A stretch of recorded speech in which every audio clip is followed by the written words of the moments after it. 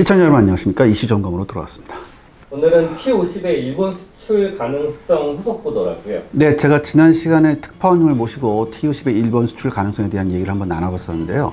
이 이후에 이순신 방산전에서 저의 또 다른 취재원께서 카이와 이에 대한 심도 있는 이야기를 나눴습니다. 오늘 그 소식도 전해드리고요. 그리고 폴란드에 우리가 FA50을 수출했었죠. 이 폴란드에 수출한 FA50 여기에서 들려온 뜻밖의 소식도 알려드리겠습니다.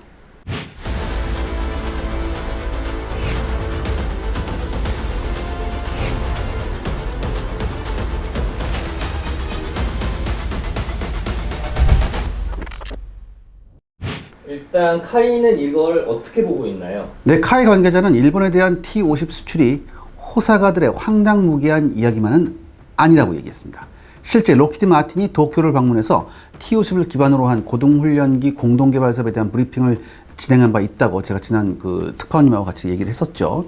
그리고 일본이 T50을 선정할 경우 록히드 마틴과 어떻게 사업을 분담할 것인지, 록히드 마틴을 통해 어떠한 양보를 받아낼지에 대해 카이는 고민하고 있다고 합니다. 일본은 유력 후보였던 T7A의 결함 사태에 큰 당혹감을 표시하고 있으며 섣불리 사업에 참여했다가는 엄청난 개발비 덤터기를 뒤집어 쓸 수 있다고 또한 걱정하고 있습니다. 이에 제가 지난 방송에서 말씀드린 대로 록히드 마틴은 일본 측의 우려와 고민을 눈치채고 신속히 도쿄를 방문해 T50을 기반으로 한 고등훈련기 납품 및 공동개발 방안을 제안했죠. 카이도 역시 그 사실을 파악하고 있었습니다. 일본 입장에서 T50은 개발이 이미 완료되면 물론 충분히 우수한 성능과 신뢰성이 검증된 모델이며 미국의 고등훈련기 사업에서 승리할 가능성이 높은 그런 모델로 인식하고 있습니다. T50이 미국 해군 혹은 공군의 고등훈련기 사업에 선정될 경우 미국 공장에서 생산이 진행되므로 일본이 꺼려하는 한국 생산품이 아닌 미국제 T50을 납품받을 수 있다고 하네요. 카이 관계자는 록히드 마틴이 독자적으로 일본 고등훈련기 사업에 진출하고자 노력하고 있음을 충분히 파악하고 있으며 자신들도 반대하지 않는다고 밝혔습니다. 이 복잡한 한일 관계를 고려하면 일본이 한국제 T50을 선정할 수 없음을 알기에 록히드 마틴을 통한 간접적인 진출도 나쁘지 않다는 거죠. 그리고 제 취재원과 이 카이 관계자의 대화 과정에서 카이가 고려한 일본에 대한 T50 수출 방안 아이디어도 들을 수 있었다고 합니다.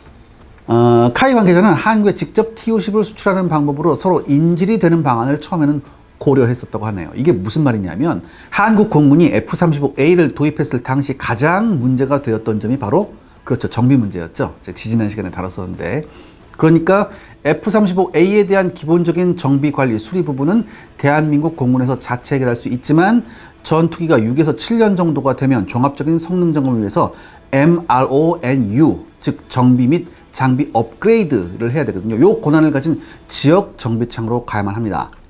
이때 문제가 된 것이 록히드 마틴이 아시아 태평양 지역 MRONU 거점으로 지정한 것이 바로 일본 아이치현에 있는 미쓰비시 중공업 정비창과 호주 남부의 윌리엄스타운 정비창이라는 점이죠. F-35A가 배치된 청주에서 호주 윌리엄스타운까지의 거리는 무려 8,468km에 달해서 절대로 한 번에 날아갈 수가 없습니다. 한국 공군은 록히드 마틴에게 일본 정비창을 활용한 F-35A 정비는 있을 수 없다고 항의했고요. 록히드 마틴은 한국 공군용 F-35A 정비는 미국인 기술자의 주도로 진행되며 그 성능과 신뢰성을 록히드 마틴이 보증할 것이라고 답한 바 있습니다. 하지만 한국 정부에 있어서 이는 상당한 부담이었죠. 하필 미쓰비시 중공업은 여기는 어디예요? 미쓰비시가 대표적인 그렇죠, 전범 기업이었습니다. 그렇기 때문에 한국 공군이 정비를 맡길 경우 엄청난 정치적 논란이 발생할 수도 있었죠. 그래서 카이는 한국 공군의 F-35A를 일본 정비창에 맡기는 대신에 일본이 T50을 도입함으로써 서로 간에 인질이 되는 방안을 정부에 제안하고자 했다고 합니다. 하지만 카이 입장에서는요, 아쉽게도 상황이 달라져 버렸죠. 지난 방송에서 말씀 올린 바와 같이 한국 공군은 F-35A 2차 도입 사업 20대를 진행하면서 록히드 마틴 측의 기존의 원칙을 깨고 한국에서도 F-35A 창정비가 가능하도록 하는 그런 계약을 요구했습니다. 결국 록히드 마틴이 한국 측의 상황을 반영해 이를 허가해 주었고요. 덕분에 F-35A 창정비 시설이 청주 공군기지에 설치되면서 2025년부터 공군 정비사 30여 명이 미국에서 전문 교육을 받은 이후 2027년부터 본격적으로 창정비를 시작할 예정입니다. 만약 수출이 성사된다면 카이에게 어떤 이득이 있나요? 바로 이 점이 가장 관심사죠. 우리한테 도대체 무슨 이익이 있냐. 카이 관계자는요, 로키드 마틴이 일본에 T-50을 수출할 경우 계약에 따라 사업 분량의 70%가 카이의 몫이 된다고 설명했습니다. 관계자는 일본이 한국에 생산된 기체나 부품에 대해 거부감을 가질 수 있고 일본에서도 T-50이 조립 생산될 가능성이 있음을 알고 있다고 언급했는데요. 그러므로 굳이 T-50 제작 분량에 대한 몫이 아니더라도 금액적인 측면에서 동일한 보상만 받을 수 있다면 얼마든지 로키드 마틴의 제안을 받아줄 생각을 가지고 있다고 했습니다. 또한 관계자는 로키드 마틴은 세계 1위의 방위산업 기업이고 미국 내부에 T-50을 생산할 시에 일부 국가에 대한 독점적인 판매권을 가지고 있다고 했습니다. 그러므로 독점적인 판매권을 카이 측에 양보하거나 로키드 마틴이 생산 중인 다양한 군용무기 구성체의 일부를 카이가 생산하는 방법 등이 또한 가능하다고 밝혔습니다. 추가해서 이 관계자는요, 일본 내부에서 미국과 협력해 독자적인 고등훈련기 개발 방안도 검토되고 있음을 알고 있지만 일본이 막대한 개발 예산이 필요한 GCAP 사업을 진행하고 있는 상황에서 추가로 대규모 항공기 개발 사업을 진행할 가능성은 낮다고 판단했습니다. 지난 방송에서 말씀드렸듯이 일본이 해외 업체와의 공동 개발을 선택할 경우 보잉의 T-7A, 이탈리아의 M346, 로키드 마틴 주도의 T-50이 가장 유력한 후보가 되고 있죠. 이 중에 M346의 경우 일본 항공자위대가 도입하는 F-35B 함재기 조종 교육과 관련해 2022년 4월에 이탈리아 위탁 교육을 보냈고요. 현재 교육 과정에서 M346이 활용되고 있습니다. 이것도 지난 시간에 한번 말씀드렸었죠. 그런데요, 일본은 M346에 대해서 자세히 파악할 수 있게 되었지만 정작 일본 내 분위기는 M346이 기본적으로 아음속 훈련기, 그러니까 급강할 시에만 제한적인 초음속 비행이 가능한 모델이기 때문에 성능 면에서 부족하다는 견해가 많다고 합니다.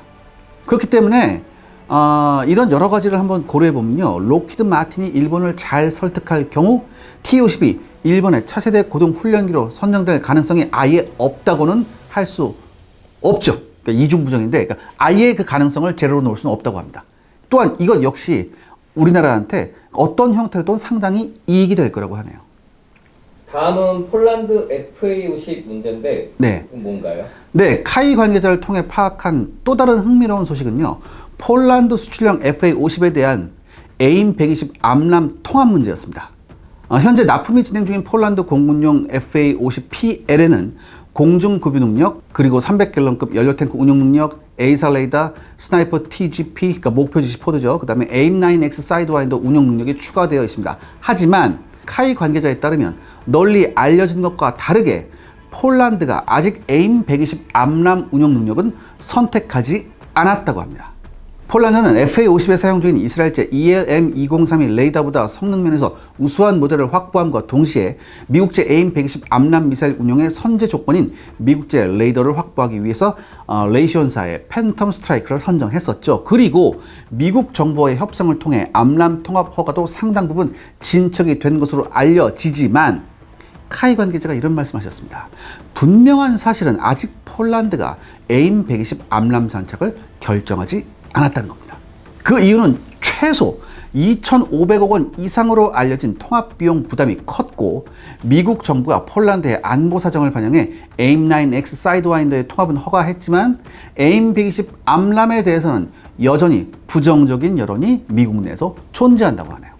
카이는 내심 폴란드가 큰 결단을 내려서 FA50PL에 AIM 120 암람을 통합해 주기를 희망하고 있었고 이렇게 되면은 향후 FA50 수출에 상당한 도움이 될 것으로 기대했었다고 합니다. 그럼 또 이렇게 물어볼 수 있겠죠. 우리 한국공군도 FA50을 사용하니까 우리 한국공군 FA50에 먼저 AIM 120을 통합하면 되지 않냐? 이런 이제 질문을 할 수 있는데 안 그래도 이 취재원이 그런 질문을 했대요. 하지만 이것도 제가 예전에 한번 이제 FA50 설명드릴 때 말씀드렸었는데 한국공군은요, 여러분들 2선급 기체인 FA50에 엄청난 비용을 투입해 중거리 공대공 미사일 통합하려는 생각이 없습니다. 그리고 현재 검토되고 있는 한국 공군용 FA50의 중간 수명 성능 개량, 보통 이게 MLU라고 하거든요. Middle Life Upgrade라고 하는데 이 MLU 사업은 2030년대 이후가 되어서야 본격화될 계획이라고 합니다. 따라서 당분간 우리가 보유했던 수출을 했던 간에 FA50 시리즈에 AIM 120이 통합되는 일은 없을 듯합니다. 이번 기회에 미 공군과 해군의 훈련기 사업 근황은 어떻게 되나요? 이제 아시다시피 카이는 미국 록히드 마틴과 손잡고 총 500에서 700여 대로 추산되는 고동훈련기 및 전투조종 훈련기 사업에 참여하고자 노력하고 있는데요. 현재 미국 해군은 노후화된 T-45 고스 호크 고동훈련기를 대체하고자 UJTS 사업을 준비하고 있죠. 그리고 미 공군이 앞서 설명한 ATT라는 고동전술훈련기 도입 사업을 준비하고 있는데요. 그 규모는 280에서 400대 수준입니다. 얼마 전까지만 해도 미국 공군 입장에선 T-7A를 기반으로 한 고동전술훈련기를 도입하는 것이 유리할 수밖에 없기에 카이와 록히드 마틴은 미국 해군의 UJTS 사업에만 집중하고자 했었는데요. 하지만 아시다시피 T-7A 개발 사업이 나락에 빠짐에 따라서 카이와 록히드 마틴 연합은 고동전술훈련기 사업에 새롭게 공존전술 증강현실 시스템, 즉 ATAS를 추가한 TF-50 기종을 제안했죠. 이 TF-50에 기반이 되는 FA-50은요, 기본적으로 강력한 무장 운영 능력을 갖추고 있고요. 추가에 AIM-120 암람 운용이 가능한 팬텀 스트라이크 A사 레이더까지 설치되고 있으므로 미국 공군용 고동전술 훈련기 사업에 필요한 대부분의 성능을 충족한 상태입니다. 그래서 카이와 록히드 마틴은 현재 미국 해군의 고동훈련기 도입 사업인 UJTS에 어떠한 방안을 제안을 할 것이며 어떻게 사업 비용을 분담할지에 대해서 논의하고 있다고 합니다. 미국 해군이 요구한 고동훈련기의 운용 요구 시간은요 14,400시간이라고 합니다. 이를 T-50의 기골 수명과 비교하면요 전체 운용 주기 중에 2에서 3회의 오버홀이 필요하다고 하네요. T-50은 처음부터 미숙한 훈련생이 조종하는, 그러니까 한마디로 여러분들 이게 착륙을 잘해야 되잖아요. 근데 매끄럽지 못하게 착륙할 수밖에 없는 이런 훈련기라는 특성을 반영해서 기체를 아주 튼튼하게 개발했습니다. 그래서 미국 해군 요구를 충족시키고자 추가로 기고를 보강할 필요성은 없다고 하네요. 다만 함재기라는 특성상 랜딩 기어의 강화가 필요하고 미국 해군이 새롭게 요구하고 있는 사출 좌석 교체와 항공 전자장비의 강화가 필요하다고 합니다. 그래서 카이는 록히드 마틴이 항공 전자장비를 담당하고 자신들은 랜딩 기어 강화와 사출 좌석 교체를 담당하는 방안을 논의하고 있다고 했습니다. 근데 왜 사출 좌석을 교체해야 되나요? T-50은요, 영국 마틴 베이커 사제의 마크 16K 사출 좌석을 사용하고 있습니다. 실제 있었던 수회의 추락 사건에서도 성공적으로 조종사들의 생명을 지킨 사출 좌석의 명품이죠. 문제는 기존의 사출 좌석들의 경우 건강한 성인 남성 조종사를 기준으로 개발했다는 점입니다. 그렇기 때문에 소수 선발된 여성 조종사들 역시 일정 이상의 신장과 몸무게를 가지도록 규정된 경우가 굉장히 많았었대요. 하지만 시대가 변했죠. 그렇기 때문에 여성들의 조종사 진출이 늘어남에 따라 F-35에 탑재되는 마틴 베이커 사체 US-16E 사출 좌석은요, 옷을 입지 않은 상태를 기준으로 46.7에서 111kg 사이의 조종사를 모두 수용할 수 있도록 개발되었습니다. 이 T-7A 고동훈련기에도 동일한 조건을 요구받았기에 보잉사는 신형 ACES-5 사출 좌석을 선정했는데요. 그런데요, 이 사출 좌석에 체구가 작은 조종사가 탑승하면 낙하산이 펴진 후에도 좌석을 지속적으로 가속시키는 문제점이 발견됐습니다. T-50이 미 공군과 해군의 고동훈련기로서 선정되기 위해서는요, 당연히 새로운 사출 좌석 요구를 만족시켜야 하는데요. 카이 관계자는 이미 대책을 가지고 있다고 했습니다. 바로 KF-21 보라매에 세계 최초로 탑재된 마크 18 사출 좌석을 신형 T-50에 탑재할 계획이라고 하네요. 그 이유는 이 마크 18 사출 좌석이 바로 F-35에 탑재된 US-16E 사출 좌석의 발전형으로서 미국 공군의 TX, 즉 고동훈련기 사업에 발맞춰서 개발된 모델이기 때문입니다. 구체적으로 마크 18은요, 넓은 범위의 체중과 신장을 감당할 수 있고요. 보다 가벼워졌으며 성능이 개량된 목 보호 장치, 팔 고정 장치, 그리고 사출 시에 보다 정밀하게 자세를 제어할 수 있는 로켓 모터 등을 갖추고 있습니다. 카이는 KF-21을 개발하는 과정에서 마크 18 사출 좌석을 테스트해본 물론 다양한 기술 자료를 확보하고 있어서요, 이를 활용해 효과적으로 T-50용 사출 좌석을 교체할 수 있다고 합니다. 시청자 여러분들의 구독과 좋아요는 영상 제작에 정말 큰 도움이 됩니다. 여러분들 부탁드리겠습니다. 구독과 좋아요. 네, 카이와 록히드 마틴은요, 개발 초기 단계부터 T-50을 미국 공군용 차세대 고동훈련기로 제안하고자 개발했기에 미국 공군과 해군의 다양한 성능 요구를 큰 문제 없이 달성하고 있습니다. 무엇보다 경쟁자인 보잉의 T-7A 레드호크 개발 사업이 지속적으로 삽질을 해대고 있고 보잉사 자신도 막대한 적자에 시달림에 따라서 T-50에게 굉장히 좋은 기회가 열리고 있습니다. 카이 관계자는 보잉이 추가 출혈을 각오하고 미국 공군 고등전술훈련기 사업에 참가할 가능성이 높지만 미 해군의 고등훈련기 사업에는 형식적으로만 참여할 가능성이 높다고 보고 있는 견해가 지배적이라고 합니다. 그 이유는 T-7A가 해군 고등훈련기 사업에 참여하기 위해서는요, 대규모 개조가 필요하고요. T-7A의 수많은 결함 사건을 지켜본 미 해군이 모험을 선택할 이유가 없기 때문이죠. 그리고 일본도 GCAP 사업에 막대한 예산을 퍼붓는 상황에서 트러블 메이커인 T-7A를 선택하기엔 리스크가 큽니다. 또한 아까 말씀드렸듯이 아음속인 M346은 아무래도 함량 미달이라는 느낌을 지울 수가 없죠.